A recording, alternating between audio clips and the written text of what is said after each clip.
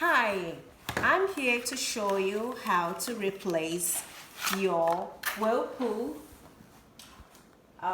filter. I just got this one from the Whirlpool website and I got two of them, so I already took out the old one, which is this one. I'm gonna recycle it, and now I'm gonna replace the new one.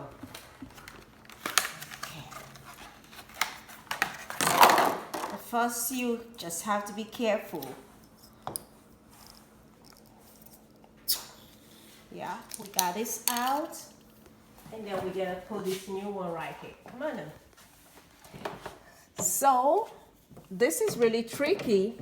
When you're taking it out, it's gonna be anti-clockwise. Okay, got it a little. Okay. Wanna make sure you fit in very well.